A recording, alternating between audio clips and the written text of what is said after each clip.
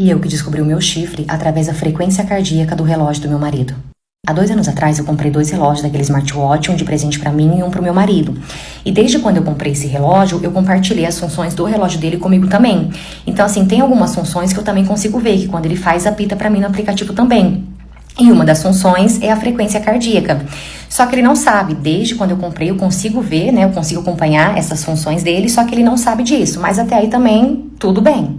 Detalhe, nesses anos todos de casamento, nunca aconteceu nada, nunca vi nada de errado da parte dele, da minha parte também. A gente sempre foi assim, tranquilo um com o outro. Enfim, há um tempo atrás, meu sogro acabou descobrindo que ele estava com uma doença muito grave. E essa doença, ela afeta as pernas dele. Ele não tem força pra andar, ele não tem força pra ficar em pé, pra tomar banho em pé, ele não tem força. E acabou que os filhos tiveram que revezar pra dormir toda noite lá com eles, porque se caso precisasse de alguma coisa, minha sogra, ela não dava conta sozinha, ela não conseguia carregar meu sogro sozinha. Então os filhos, eles se revezavam e eles dormiam, cada noite era um, né, na casa dos pais, pra poder cuidar do meu sogro. E eu nunca me importei, muito pelo contrário, eu amo os meus sogros de coração. Sempre falei pro meu marido, isso aí, vai mesmo, tem que ajudar mesmo, você tem que fazer a sua parte mesmo. E por várias e várias vezes eu ia com ele, eu dormia lá com ele. Até que um certo dia, como de costume, ele foi pra casa do pai, né, pra poder dormir lá, porque era o dia dele. E nesse dia eu não fui com ele, porque no dia seguinte era minha folga. Então eu falei, vou ficar em casa, vou aproveitar, né, no dia seguinte, vou faxinar a casa. Fiquei em casa e ele saiu de casa por volta de umas 11 horas da noite, mais ou menos. Chegou na casa dos pais dele, deu um tempinho lá, a gente conversando, até que 00:30 ele falou pra mim que ia dormir. E realmente, depois que deu 00:30 ele não entrou mais no WhatsApp. Beleza, ele foi dormir, como era minha folga no dia seguinte, pensei comigo, tava sem sono, vou assistir uma série. Coloquei minha série lá e comecei a assistir. Até que 1:40 da manhã, o aplicativo começou a vibrar, como se alguém tivesse começado a fazer cardio. E aí eu vi que não era o meu aplicativo, era o aplicativo dele, do relógio do meu marido. Olhei assim, fiquei meio assim, mas eu pensei comigo, às vezes pode ser algum erro, algo assim, beleza, deixei pra lá e continuei vendo a minha série. Isso era 1:40. Quando foi 2:05, vibrou novamente, falando que tinha parado pra mostrar lá os números e tal. Falei, não tá normal. Pensei comigo, o relógio, não, ele tá fazendo o que é pra ele fazer mesmo, quebrado não tá. E ali a minha anteninha já começou, pensei comigo, entrei no WhatsApp de novo, visto por último 00:30. E a minha anteninha pitando. Então peguei o carro e fui pra casa do meu sogro. Quando eu cheguei lá, tudo escuro, tudo apagado, né, de madrugada. Só que só tava o carro do meu sogro na garagem e a moto do meu marido não tava. E ali pensei comigo, vou esperar aqui, porque ele vai voltar. Ele saiu, ele vai ter que voltar, não é possível. E fiquei ali, até que meia hora depois, quem que aparece? Exatamente, meu marido chegando de moto. Quando ele me viu descendo do carro, gente, parecia que ele tinha visto um fantasma. Pense num homem que ficou branco, branco, branco. E tipo assim, ele ficou nervoso, começou a gaguejar. Eu falei, onde você estava? Sabe o que ele falou? Que ele tinha ido na farmácia pra comprar um dipirona pro pai dele. Só que ele estava sem sacolinha da farmácia e sem o dipirona. E ali eu falei pra ele, viu, mas você tá sem dipirona e você tá sem sacolinha. E ali eu falei, fala a verdade porque eu já sei de tudo. Jogando um verde, né? Fala a verdade porque eu já sei de tudo e eu quero que você me conte. Eu quero ouvir da sua boca. E não porque eu fui, porque realmente eu fui na farmácia. Só que o dipirona deve ter caído, a sacola deve ter rasgado. Olha só, a mente da pessoa. A sacola deve ter rasgado, que não sei o quê. E ali a gente começou a brigar, porque eu vi que ele tava mentindo pra mim na cara dura. Eu pensei comigo, você acha que eu sou burra? Você acha que eu sou burra? Só que nisso a minha sogra ouviu a gente brigando e acordou. Pra não preocupar ela, o que eu fiz? Fui embora, né? Deixei ele lá e fui embora. Só que eu cheguei em casa totalmente encanada. Pensei comigo, eu vou descobrir. Eu vou descobrir, é questão de honra. E ali eu comecei a mexer em todas as redes sociais dele, mulher por mulher. E depois de tanto... Eu fiquei até 6 horas da manhã, tá? Até 6 horas da manhã. E depois de mexer em quase tudo, eu descobri quem que era a pessoa com quem ele estava saindo. Depois de várias curtidas, porque ela curtia tudo dele. Então, assim, hora que eu bati o olho, que eu vi, pensei comigo, é ela. Na hora já mandei uma mensagem como se eu já soubesse de tudo, tipo assim, falando que eu sabia de tudo e perguntando por que ela ficou com o homem casado. Quando eu falei isso, já logo de manhã também ela me respondeu com todos os prints. Ela não falou nada, ela não escreveu nada. Ela só mandou todos os prints da conversa dela com meu marido, ou seja, batata, era ela. Gente, eu falo, intuição de mulher é uma coisa fora do normal, porque depois de tantas mulheres que eu já tinha visto, eu bati o olho nela e falei, é ela. Ela curte demais, ela tá muito presente ali, é ela. Quando ela mandou os prints, Nos prints estava escrito que ele falou pra ela que ele tinha separado de mim, que ele tava morando com os pais dele, que ele não tinha mais nada comigo, que agora era só a gente realmente separar no papel mesmo, mas que assim, oficialmente a gente já estava separado, que ele morava com os pais, que ele não me amava mais. E nisso a última coisa que ela escreveu embaixo foi: eu pensei que ele era solteiro. Só. Não falei mais nada pra ela, até porque eu não tinha nada com ela. Peguei todos os prints e mandei pra ele. Quando eu mandei pra ele, esse cara ficou maluco. Nem foi trabalhar, foi direto em casa pra conversar comigo, porque de onde que eu tirei isso, porque jamais ele faria isso. Sabe o que ele falou? Estão tentando acabar com o nosso casamento, essas pessoas estão mentindo, isso daí é mentira. Falei, todos esses prints é mentira? Lógico que é, isso daí é montagem, eu nunca faria isso.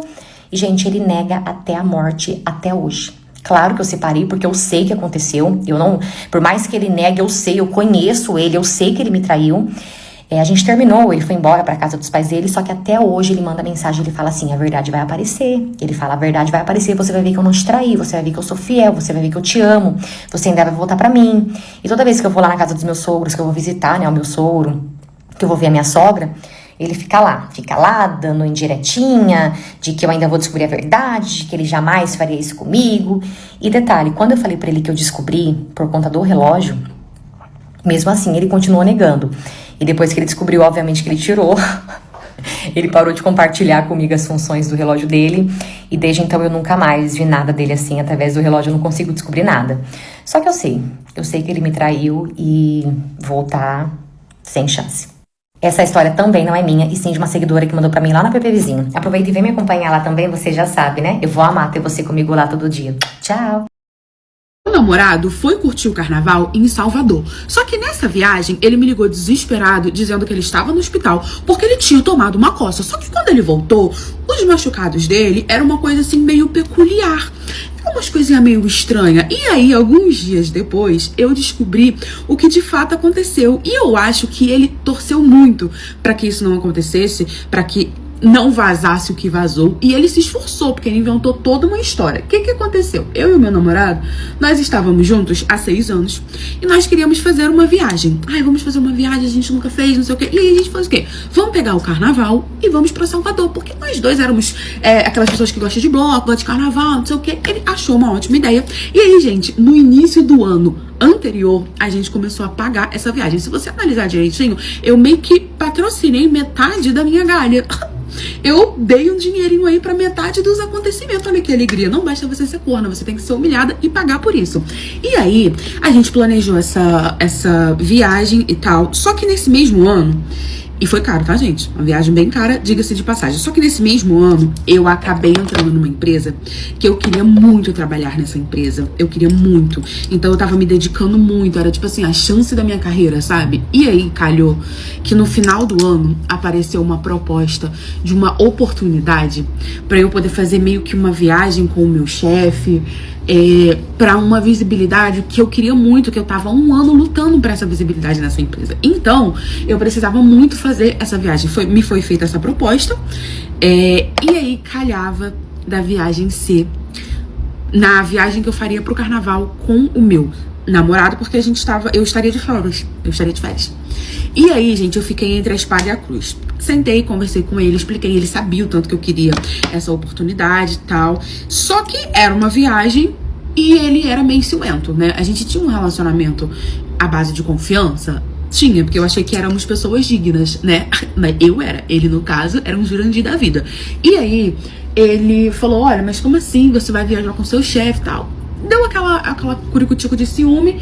E eu falei: vamos fazer o seguinte. Ele: você tá cancelando a nossa viagem, que não sei o que a gente planejou. Ele fechou o show da Xuxa. Eu acho, hoje em dia, que esse show da Xuxa bem foi armado. Aí eu falei: vamos fazer o seguinte, não vamos cancelar a nossa viagem, nem vamos adiar ou trocar data, porque não dava. Tipo assim, gente, o valor que eles iam comer pra reembolsar era muito alto. Aí eu falei assim: eu confio em você pra você ir viajar, e você confia em mim pra eu poder viajar. Só que eu estava viajando a trabalho. E aí ele achou isso uma ideia excelente. Eu falei: chama um amigo seu. Eu já sabia que amigo que ele ia chamar, que ele tinha um amigo solteiro que era bem próximo dele. Eu chamo um amigo seu, e aí você viaja com esse seu amigo, e eu viajo pra poder ter essa oportunidade de trabalho. E ele super topou. Beleza, resolveu, não sei o que, isso final do ano, gente. Chegou, em janeiro, a nossa viagem seria de final de janeiro pra fevereiro. Chegou e tal, carnaval, não sei o que, ele foi. E eu fui pra viagem com o meu chefe.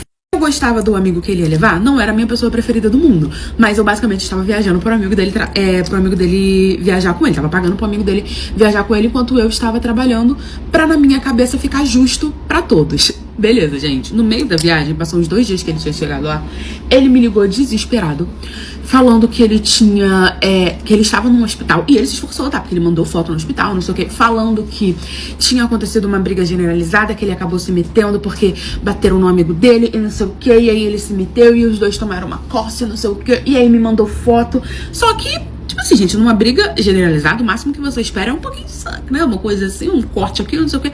Eu, desesperada, imagina nessa viagem, desesperada, mandando mensagem perguntando se ele tava bem. Ele falou, não, eu tô bem, só tô te alertando, que não sei o quê, porque eu tô todo machucado e tal, não sei o quê. Aí eu falei, beleza. Passou o carnaval, ele disse que dava pra continuar curtindo, que ele tava se recuperando, que ele ia ficar mais pelo hotel, fazer umas coisas mais leves. Terminou o carnaval, só que ele não me mandava foto dele, tipo assim, ele me mandava foto só de rosto, não sei o que, sabe? Eu tava achando meio estranho. Terminou o carnaval e o dito cujo voltou.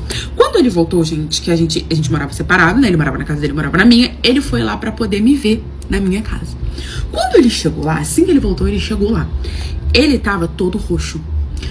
Todo roxo, tava com uns arranhados fininho assim pelas partes do corpo, braço, perna, costa. Eu achei aquilo meio estranho. E aí ele falou, ai amor, eu tô todo machucado, que não sei o que, foi uma briga generalizada, ele veio muita pancada e não sei o que. Eu fiquei olhando assim, ele tava muito roxo aqui no pescoço. Eu falei, esse roxo no seu pescoço, não me pegaram aqui pelo pescoço, não sei o que. Eu entendi, ele tava todo estrupiado, gente. Só que não era uns machucados de briga, sabe? Parecia um machucado de furefação. Que ele teve uma furefação muito selvagem e tava todo estrupiado. Mas o meu docinho de coco faria isso comigo? O meu docinho de coco não faria isso comigo, né? Eu ia pensar isso do meu benzinho? Então, obviamente que não. Até porque ele me mandou foto no hospital, que não sei o quê. E aí ele falou, mas vamos esquecer essa história, só quero esquecer porque eu passei momentos muito difíceis, não sei o quê. Mas o resto da viagem foi bobo e tal. Eu falei, beleza, ele não tava machucado, danificado do jeito que eu achava, mas eu engoli a história e segui a vida. Só que um dia eu fui na farmácia, tipo assim, no dia seguinte eu fui na farmácia e encontrei o amigo dele que tinha viajado com ele. E pasme, o amigo dele estava assim, bem, sabe? Tava com uns roxinhos aqui, uns roxinhos ali, mas ele estava bem. Aí eu falei, gente, que machucado curioso esses dois tiveram nessa briga curiosa, menina, que briga engraçada. Aí tá bom, passou, gente. E ele estranho, toda hora que eu pegava o celular ele ficava nervoso, ele olhava pra minha cara, ele, quem mandou mensagem, não sei o que, e ele nunca foi fazer isso. E eu assim, sabe, ele dormia lá em casa, observando, um negócio meio estranho. Ele falava, você não pode ver tudo que você acredita na internet, hein, que não sei o que. Começou com esses papinhos meio torto, meio estranho. Aí um belo dia, tinha se passado 4 dias que ele tinha voltado, uma amiga minha me mandou mensagem, tá sozinha? Ele do meu lado. Eu falei assim, não, tô com o meu Jurandir. Preciso te mostrar uma coisa, vai pro banheiro. Finge que você vai cagar, leva o celular que você vai ficar horas lá.